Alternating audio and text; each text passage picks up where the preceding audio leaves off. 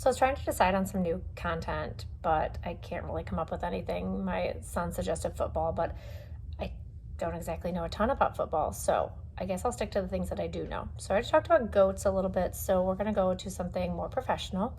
I wanted to talk about the law and how things work in the process specifically in district court in Michigan. So, for example, if somebody's pulled over on a speeding ticket, but then they find out that they don't have their license, it's a suspended license or something, the officer has a couple options. One is to write a speeding ticket and the no ops on person, or a driving while suspended, if that's what the reason is that they don't have their license valid. If they do that on the roadside, the ticket goes in and goes through the district court system. Sometimes we don't even see those tickets. In other cases, they can do what's called a warrant request. That's where the officer does like a short police report, sends in what they request as the ticket through this warrant system. And then we as prosecutors review it. And if we find that there is reason to write the ticket, then we will, in fact, do the warrant request, a complaint.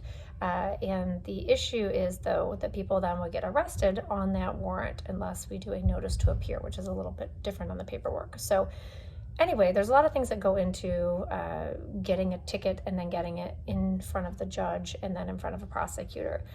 Once you have been arrested on a warrant, then you go in front of the judge for an arraignment. An arraignment is basically a time for the judge to tell you what you're charged with and what the maximum penalties are. So if there's a penalty of jail or there's a penalty of fines and costs, they will tell you those things. There's my kids. They have found me. At the arraignment, a lot of times the judge, you may have heard him talking about instant arraignments and how he wishes that we still did instant arraignments.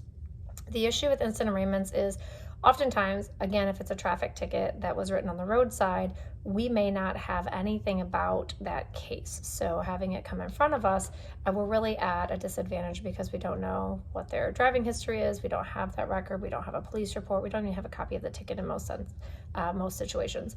So we prefer to do it where there is a scheduled pretrial, where you meet with a prosecutor or you meet with your attorney meets with the prosecutor if you ask for a court-appointed attorney. I know my daughter's calling in. That's nice. Anyway, if we don't resolve the matter at the pretrial, then it heads to an attorney pretrial if you hadn't had an attorney appointed yet or you hadn't hired an attorney.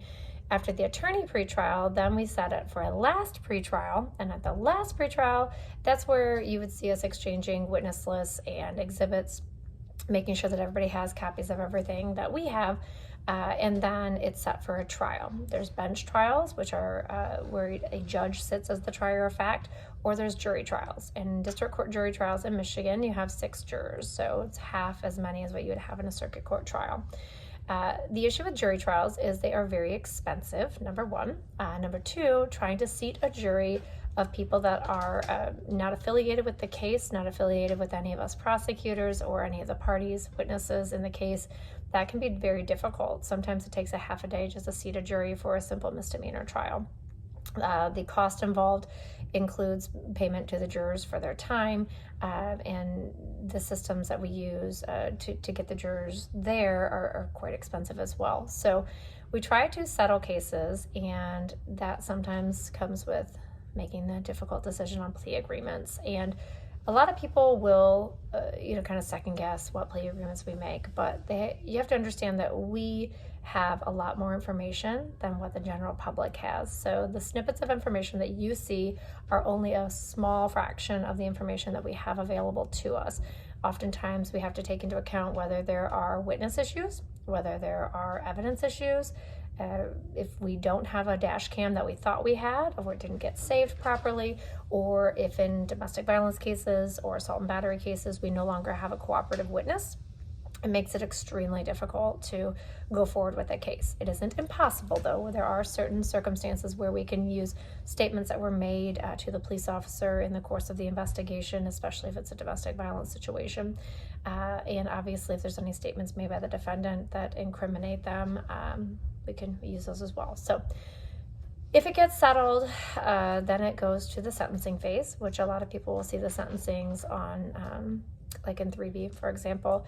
The sentencing phase is a time for the judge to listen to both sides to hear what mitigating factors there might be. We call it allocution. And during the allocution, you'll hear the defense attorney bringing up the positives of their client, trying to point out maybe weaknesses in the case, trying to maybe show why it wasn't as serious as what some of the other cases might be. As a prosecutor, we try to make it known to the judge the extra facts that maybe wouldn't necessarily be admissible if there were a trial, but that they are relevant to what the judge should do or what we're requesting the judge should do.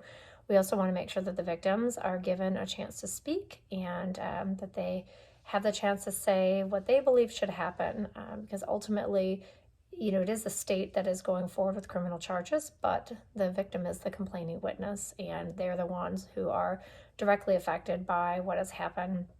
And sometimes we get surprised by things that are said during the course of a sentencing.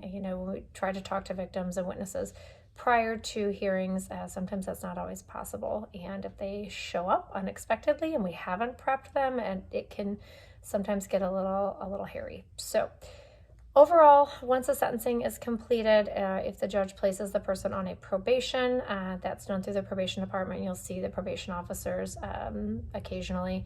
If you're watching probation violation arraignments or the violation hearings to see if there has been a violation. And then sometimes in the course of the sentencing, you will have the probation department prepare a pre-sentence investigation. That's kind of like an investigative report where the probation officer talks to the victim, they talk to the defendant, they may talk to other witnesses, just trying to gather information so that they can put together a picture of what occurred and hopefully give the judge some insight as to why they're making the recommendation that they are. Other than that, I think that kind of covers the basics of the district court process in criminal cases. There's just so many different facets to it, and a lot of people kind of just want to know what happens and how does it work. And I don't know, if you have questions about it, drop some comments and I'll do my best to answer how I can.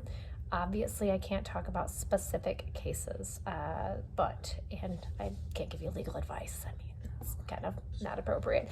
So the best I can do is try to answer those procedural questions for you, hopefully help people understand our process in Michigan and maybe encourage people to go to law school or work in the legal field and, dispel any myths that might be out there. We are doing the best we can to help ensure that people are following the law.